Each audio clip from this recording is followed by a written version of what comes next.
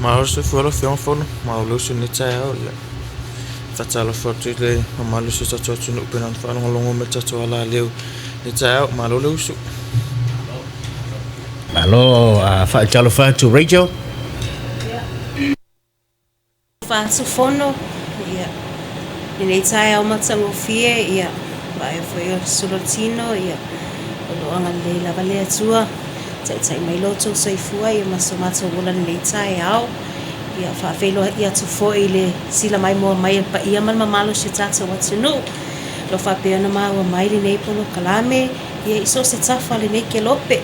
Ia fa talo fa foi au na tofia le atua o e lo fa no manu. Ia wale manu ia se tata watu no ele ngata ilea ele fa ngaloina le tapoinga mawana ia tata tamama tina ma tua. We olo o pole fala maulan mulla tap ia fai wa tatu watu no ina ia e manuia ia fatalo fatu foi I woma pa angal tatu wala leo nei ai le ngata leo fale tupe tangata no Samoa fatalo foi le ali pule nga mala fai ngal wengal ni tai au matsango fie ia malo sai fu malangi ma malo ia tatu to fai fa malo pe ne sono region ni tai au ia mana tu le tatu to le fa solo wale programa malu tai au mai le tatu fale tupe ia o fe tono a matai tatu le tai au mangang fa lo ia fa sai mo lo wa no ia sei lo le la a matame atu ia o sel sono nei tai au fono ia male a wai mai foi ia staton ia o famanatu lava ia me se lava o le longo puia lile o pa ia mal mamalo se tatu watu ia ai mai se lava o pa anga le fale tupu tangata nu ia I nisi foi o vaenga ia po au nanga ia lo fa peona fai na fatino ina fale tupu le aso male aso ia fa pito au ngafa se tsalanga nei tai au I le vaenga mo o te fia o iai I o tatu langa I tatu standing order ia po o standing instructions ia whaanga ia vaenga ia po o nanga ia le whaanga I whare tupe e mawhai o na deduct mai iai lau se leni mai lau NBS account I te tonu lava o le National Bank o le vaenga mua o tulanga ia tau internal transfers ia e mawhai o na whaongaina lau au nanga lea e transfer mai ei lau seleni mai lava oe savings account I le National Bank lava I le isi au account National Bank ia po o lau check accounts foi anga I lau savings accounts e te tau foi o na lava ia I le seleni e whaatino ai lea tūlanga ia ole au nanga leo tato fatino ia fanga ina leo tato standing instruction e lava le form le fale tupe e mafai ona fatumu ina ia mafai ona na complete ia le vaenga lea o le form lea e mana o mia le au mai ai o bank account details o ele ona le account I le National Bank pe afa pe o e finangalo e fai sau transfer mai lesiau savings anga ilesiau savings ia ole fa moenga ina ia sefe a wale lumana ia ngai a inga fa now ia manisio fa moenga lumana ia per tu langa na e a foi e te talo atu ai le nei tai ia a fai lava o ia fia fa ngai ina le au nanga ia e mfai ona fa atumu lau form le fale tupe ia e mfai ona fa atino ai ia le tulanga lea ia o le transfer mai lau NPS account e mfai foi ona fa ngai ina tato fale loan ia po o financial institution ia fa ngai tato e fai no nga tupe ia o tulanga ia mfai foi ona fa ngai ina lau au nanga le tato standing order form ia e mawhai ona whaatu moe details ale whale loan e mawhai foi ona whaatu moe details oele o ngale le accounts I le NPS o le tā ua le wala lea e whaingo fie ai se foi lo taimi wa e le tulanga whaelele o isi e mana o lava e alu atu whale tupe ia e pay cash pe latu e deposit le tupe se tono le accounts a le si tangata ia po ia foi ia ale ma nai o le whaonga tato form le internally ia e mwhai ona ke ngofungofua o e lo maota malo lawa ia po o fea foi lo officer ia alawa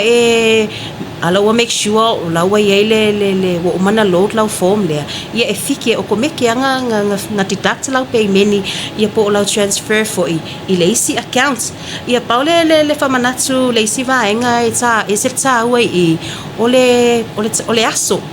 awale me moni e tele lava ia na ia tato pa anga foi ia e tele lava na batu fasea foi ia ona ole le fiki ole payment mai lana accounts ile aso tone te tau ona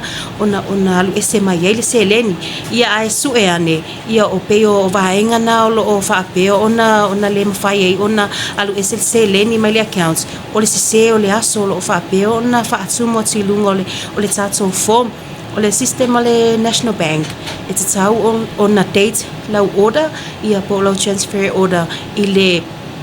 following day le I nei lau seleni ia po lau pay foi po lau salary it's a tono lau accounts ia e mafai foi ona e mafai lava ona fili lava oe pe alu tai vai yaso pe alu tai lua vai yaso ia pe tai masina ia pe tai tau sanga foi ia le alu lau transfer e mafai lava ona fa nga ina ia tulanga le tatso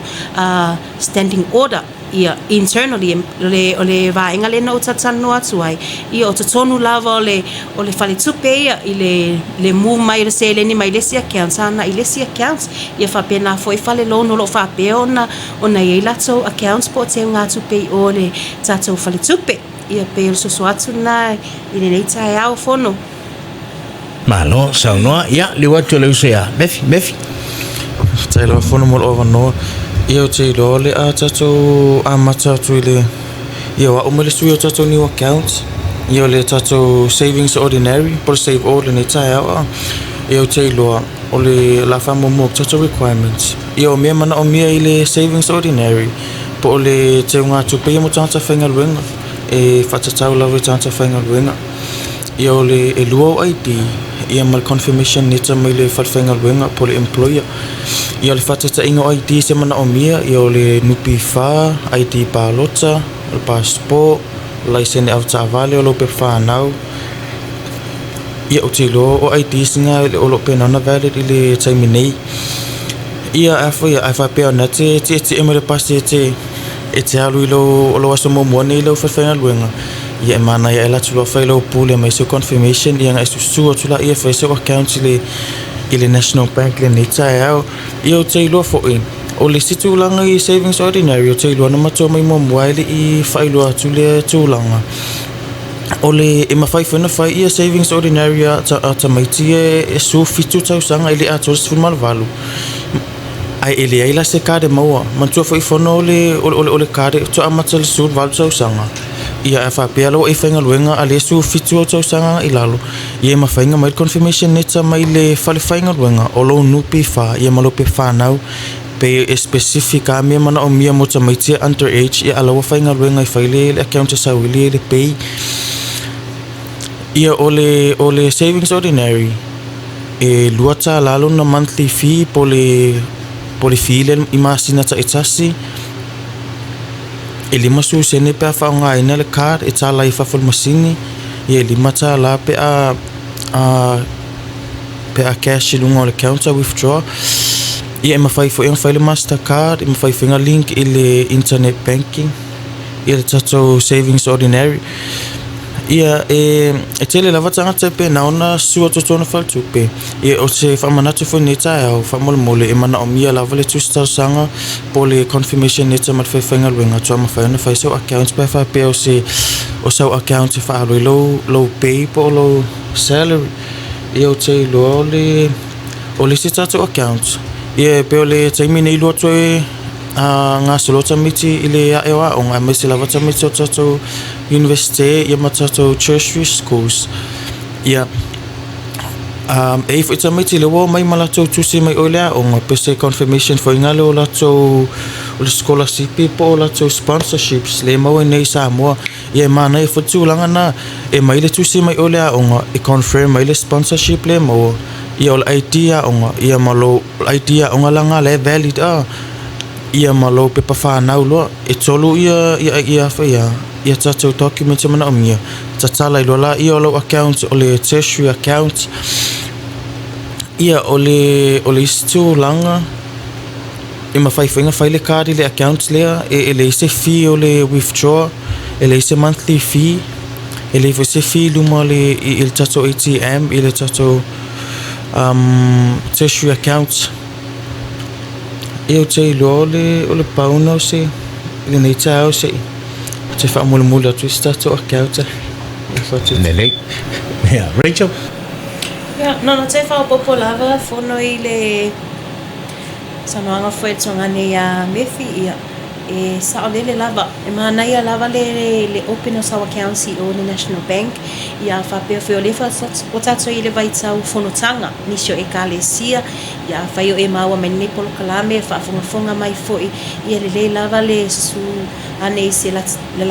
tsane ia fa tsa no ai foi ia le tatala ino sa te nga tupe ia ai le tu va foi mo atu ia me se lava ila so ia malanga mai fafo wa ia inisio tato tangata ia e no foi fafo pe ala fo ia tunu e mamau ia ai mana na o lava e tatala ni te nga tupe nei e ila tu langa fo ilea o lawa no foi fafo ia ona mai le request e fia tatala ni te nga tupe ia poni account fo nei Samoa ia o tau fa ngata ia ona o lawa o lai fafo o le nei ia le fale tupe le mana ia pe le mana ia le wei nei me se lava ila so le o malanga mai I fonotanga ni so e kalesia I matulanga fa pena ia nisi foi o anga I mai I reunion na ainga I nei foi vai tau ia su mai tala mai a o lo na tala tato fale tupe so se la tala tane ia en fai on tala la vale no ia tala ia nisi o accounts ia e tele tu ainga accounts ia e nisi o lo ia la to existing accounts ili fale tupe ia a faila o lo o mana o miele to e fa awa na fa nga ina ia a fa pe fo yo le o lo accounts le fale tupe le save out ia le fa sa we lo tatongi ai ete mana o fo e fa CCL savings accounts ia lo o ye tato super saver ia M5 fo yo la nga M5 fa nga ka ko form le pe on sa will say me solo standing order ia M5 fa nga tato form na e transfer me se vai ngolo o lo pay ia e se fe mo I tono o la super saver ia po se account se finangale tatala ia pesto e fa popo tunaile sanoanga me finita ia matulanga fo ia tatoni account Malo faftai ole anga ia tu le tatu malolonga se usile tu le uso ia mefi ole ile unanga la tele ia le tatu fa le tupe fa bol mole ole e fe ngai tatu ma talinga malo wa fo inisio fo tanga conferenisi e kalesia metisi e mai si kalesia fe la tu fo tanga lo silile to vatu po ye sina tatu onanga olo ia I va ngai ia manu olo fa nga solo fo no te minai Io te mine ele I tala noa inga le tu langa fono fa malulu tu ai e ma fai la vans su tu tono fa tu pe ia tala noa fo tu langa e mana omia Malo fa check le wala no ta par va ngale no tu langa ole onanga tai mole la tele mai se o na la no fa tu siri atono ye fo inisio lo ye ni ala tu ya u yo le ele fa ina le ole tu langa ile e na utawa ni taya o tele ilua malanga mai na utawa ni taya o le tatu pensione wale fo linga mai o vai so fo ala na utawa ni taya e fo shua o tatu wa ya mal tatu o nanga yo o atu ile ele yo o vai so tala pensione o tala fe ngoli si vai so ia mai tatawa na mautinoa e talala e fo shua o le stona u maua ole mela le tau apa ia si to e fa badino si vala bolena e saunoa e moto vatu isi tatu to inga savings ole la no fa batala ili ni taya tatu ia pensione tanga tamatua ia e ona ai mai sa tatu mana miele tu per fai ungole si vai aso a watu ina ma wale pensione le vai aso fo wale wa pe vai aso fo le mo le tatu pensione la solus fulu ole vai ngala le tau anga ye fa matala ole fai ola account ole tanga tamatua wai for sure e mai mautino e ye ina tanga tamatua mana miele ma wala na pensione le stona ia wa fu ngala stona me fo ela sa ole ia ulia le asong fu fa bol mole si e fa malino si vala le fai ngala account la le fa bol mole mo na tanga tamatua mana fa lo tai lo fono mole fa mana tu ni tau io te lo tato saving pension e pole account ole motata pensione e o tato me mana o mia o lo IT pensione ma lo masisi IT e lu ayo IT e le mana o mia se situsi awa o tangata le fatua pensione e take lava mātou le IT pensione as a confirmation o lai fatua pensione e ai pe o tangata ia o matu o levan pensione ala tua faila tua account ya mātou ia mana o mia la tu se nupi fa awa e se le bank le ngal mua lan pensione ala fatua fa ia o lo su ia tu ya mātou a ia fa iluak fa nup ele tato matanga luenga le ia le fo itulanga ia te lo o le se so atu fo ni tao ile wotele lava ia tato mata upo fa pe o atu tonu fa tupe e pe o fa na wi o atu tala ia pension ya matu ono fo io o ngase le tino ma le tulanga fa pena fa mole e fa malosia lave mato le sui o le saingi pe fa pe wale mafaina su atu le matua i ol fa tupe e sui me le saingi me onu pi fa e mai le tusi manu pi fa ia e fa ilo mai fo il tanga lo appoint e sainia le account lo matua porto ina au tanga la le su atu e la kuma idea lo e afoya e sui yang e le saingi le o le account tina matama ia o le se faitu langa na ele mana o mia fenso su atu le tama matua matina matua fa tupe wa le we lana lo na lo e fa mai moina le tanga la le mana mi IT ai le matua pe fa pe wele fai matua no i au le se foi tu langa fono a fa pe fo le ma lo se lo matua matua ina e ma fai anga atu la o e sui saingi e au no ma se tu si mai o le nupi fa e ai la vale authority la o la o le account e ma fa ku fai saingi nga form lumo mato e fai lo mai poi lo la e saini la pensione matulanga fa pena ia o tei lo le se foi tulanga e fa molusia o fe atina mama tua e fai kata o vai tele tina mama tua le report to tonu e fa nga la to fa na ia kata fai ta longa foi nga le online ia male lilo i mana to ma tua me fai na fai le tulanga ia o tei lo le tulanga fai te mine i kad uma pensione le la ale to ma fai fa nga le ia online services le na luman masingi talai a vai pe o tei lo ele se asa ese tanga to matua e fia mana o faingi tu langa nga online ni ta longa mani e melanga le la ngale o nanga le ATM le la na afa tu mo pensione mani ma fu mai la va nga na wa le we lo le so mai chiche password o le pin o mi le pin ia tse fa po tu fono sa o la vitala ia ole number foi le tu ole card ole numero nga e tsa wana foi pui ai la pui ai lava ona me fai nga na la tua ia tsa mai titi ia ka mai le numero na inside i tsa tono le telefoni te mi le fai ai na tsa alonga le ask mai ai ia pole alava e inside le card le payment number ia matulanga fa pena ia pe numero na le ia le foi me feneta we ale kipo lau card awane i tsa atia soloa ia pe aveso iso osesi ia wa e fai ngofiana na mai tsa le numero na i fa onga ia fatai fono ia le watato ia le vai ngalo na lua tato polo kalame ia olo tato ia foi ile tau fa mala mai na le vai ngai fa ngai no la o nanga i tato standing order ia le vai ngalo na lua ia ole external ia vai pe ole vai ngamo mo le sa tama fai tala atu ia ole transfer na le o se le ni totonu lava ole fale tupe i bo totonu lava i account sa fale tupe ia ole external ia ole alu le sele ni fa fo atu male fale tupe pe alu lo transfer my the national bank nga i lazy bank le fa i lo savings ia e ma fai fo i ona tutongi ia la no nga tupe lazy bank ia ole tulanga le tato external ia eta ua lava le sa atu o tato account numbers, account details, account name, ia le abatu tato form, wai e isi tulanga, e abatu ia le tato form. E misi ia le ingo le bank le aluana, ia lau transfer,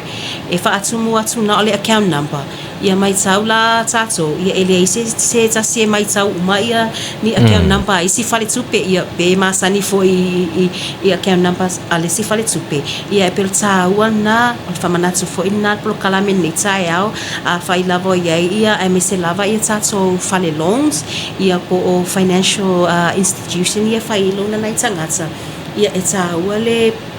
le faatumu le leo tato forms ia o le fo wa uma na distribute i tu ai tato fale loan ia le tato update form le wai ai ia o le tato form la le nai fai ona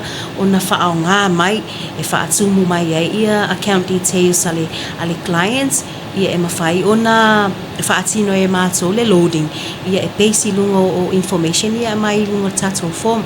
ole isi tu langa fono e au lava ona manino ia fa malama fo ia wa ia fa fonga anga pa anga tato fale tupe e ta wale le sa ole le o account e au mai wa ele tu langa fo ile ole taimi e fa ile loading as se pe tasi se numero e misi ia o ina fa le tonu ai fo e ona male fiki ai lau pe meni le isi fa le tupe po le se o account le isi fa le tupe i ono tu langa na o se o tato information sport details e au mai lunga le form awa o e base lava ia le fatino ingola o nanga le fa tupe ia po le loading fo ia ba ngale fa ia le tulanga lea e base lava i lungo information sia batu i lungo le form e le tatai mawhai o na suia e le au whainga luenga ia ni details pe a wha pele o tutu sama details ia batu le form e le fale loan ia po o le clients foi o le isi tulanga i tato external e ta ua le saini le leio lau form saini o le form ia mawhai foi ona wha foi ona apalai i le tato internal transfer ia ta wale saini awa abatu foi lau form ele o sainia ia ele foi le tulanga e mawhai ona delay e lau payment ia mafa pe o lau uma ona faatino ele bank le loan ia e pe o tulanga na ona ele o mawhai ona load pe a fa pe ele o sainia lau form ia o le isi famanatu e tau lava ona saini e oele ona le accounts ia lau form ele mawhai ona saini ai le isi tangata ai te tau lava ona saini ai o ele ona le pole account holder ia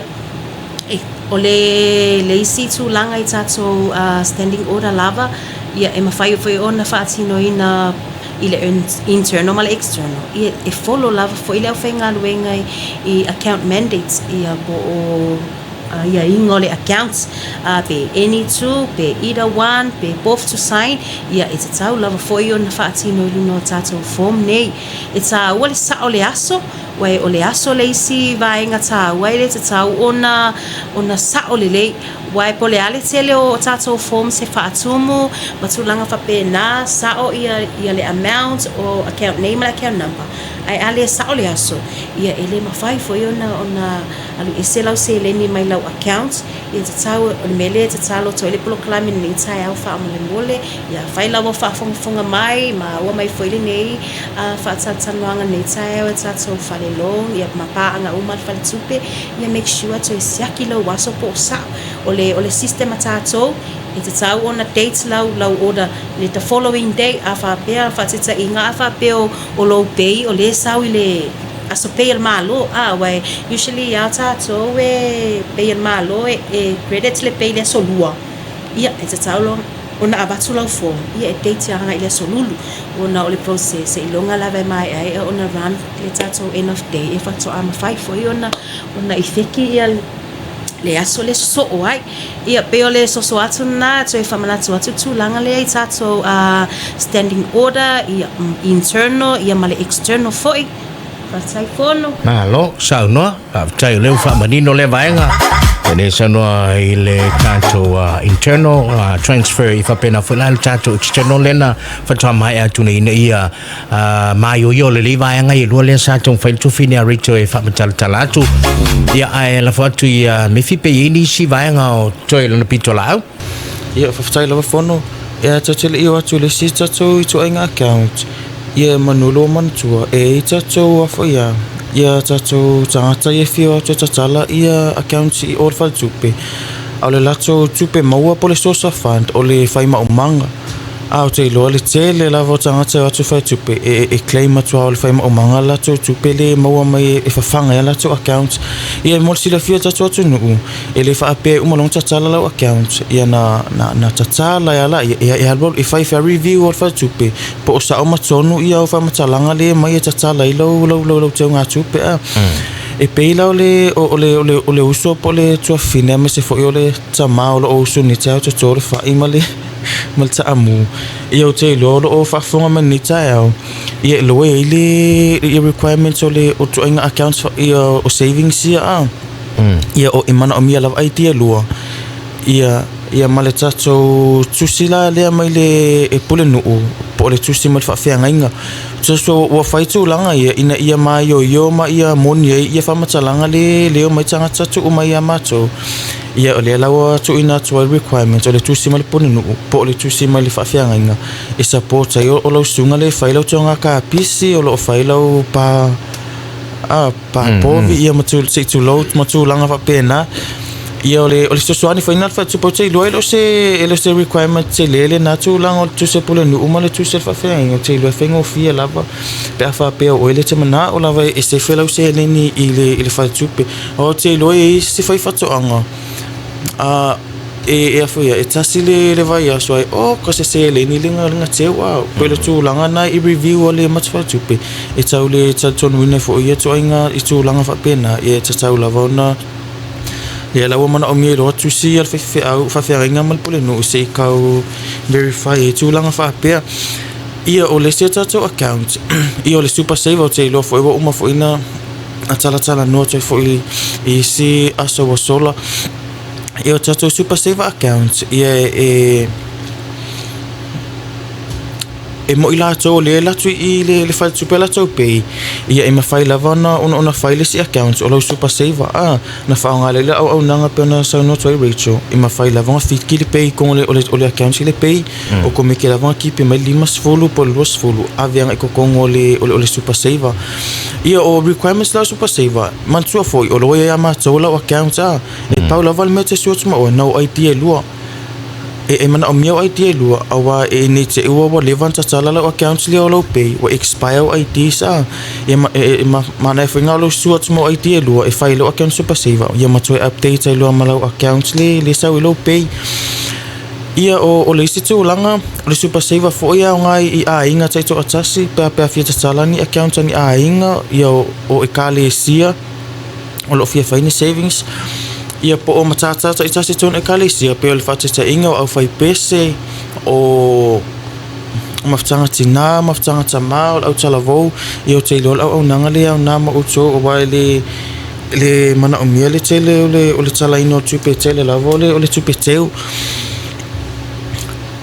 ia o le si foi la le so atu requirements o tatu group accounts pe o le tatu o la fata ta inga au fai pese le kalesia ia requirements o fai pese le kalesia po group accounts ia e mana o mia lavle tusi ia ile ta heda le kalesia ia e to lima supporting members e ta ona ta o mai tone tusi po le ale le purpose ma le source of fund po le fa mo le accounts ia ma le tupele o le afafanga ina i po le fata ta inga o le purpose po le fa mo inga o le savings faingo fia lava na le savings lava le al fai pese mo tsausanga wa fo ia au le source of fund ia po contribution po la fonga ia masala fo ia feia a members ta sel au fai pese ia vai aso ia po ala va ia fe tupe maua to au fai pese ia eta o uma mai lava tone tusi ia eta o mai fo pe po ai lo mali lia to fai pese e to lunga ilunga tanga tai e sainia le accounts ia mo se fia o to lula na ita tauna su to no fa tupe mala to ID sta ilua ia mala to lima lo support na mai SMS to ia to lima la na no le sainia to ai le tusi fa mauni ai pe support to ile ia to le watu male mal tusta sanga to no fa tupe ia o te lo le vai ngambuli na mai ni tanga ta fono aftai la mo lo no pe ia e hila ofisili le fia batu tanto e fo ia lai ile account le tanga fai maumanga la tuloa o fai maumanga fai la account tu e lo le tupe ono masina fitu masina le ko ia ma se mea Dormant lola yo le account. Ia, ia matua whela fono o whea, o ia inga matua account ia savings account. E o walo ma leo no masina le se tupe teu, po se tupe tala. E o komiki la vanga poloka pe dormant lau account. Se longa lai te toe susu atu e teu se tupe pe ia whatu atu e tatala fo ila ia. E winga na lau tala, ile whaafonga mai lau whai toa. Ile whapetu ule tonu na nufo ilo le halanga ye le si mafafonga fo le tatu. La e ila tutului la tu wat. A le wa whaafonga mai. Ono lo masina pe sili atu.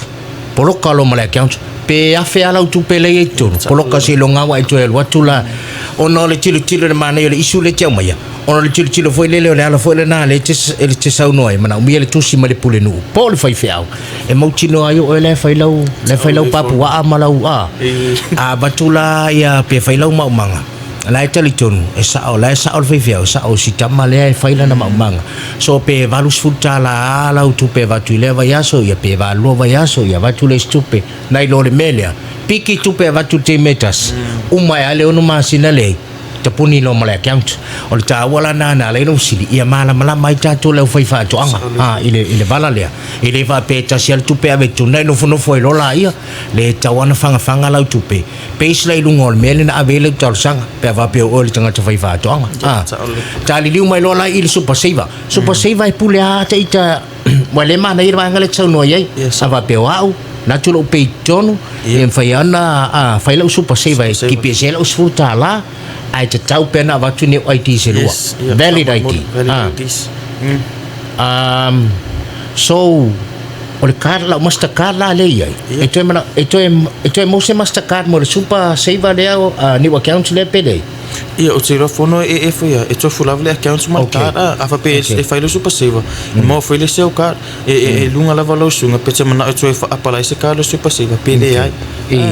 Ai ale te me tala la utupe. E pule a ule te me talai pe e se vai nga foi le fu lai I pasene interest o te lo pa o te langa na fono o te lo ole super saver ole monthly interest o super saver it's 2.5% okay ia ele se fee no monthly fees for super saver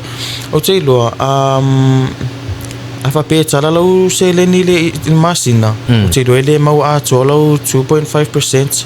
a wale e tasi pasene le pace rate ai 1.5 le add ai tonu fal tupe pe se fa me alo fa tuna le o le si paseng a fa pe le lava so tupe tala in masina yo e mau a lo ro pasene le tsawana mau ono la masina pole tala la super saver le ono masina lei se tupe alu tonu le tala foi mas tupe tomen tala o super saver ia tomen se super saver ma tu fa tata o le tata interest e pe sanga ile tupe teu tonu le imagina e fa popo ile tupe la ye o ye le fa pe vai ala tupe la ye le ngala esta uno fa ma tu lui ia fa popo ilunga le ia le ye mane fa tata la fonga e mane foi le ye mala mai so once I file la super saver it's tawana alua se be ton o le la fu ala tatu pasene ile tala ina la tupe le masin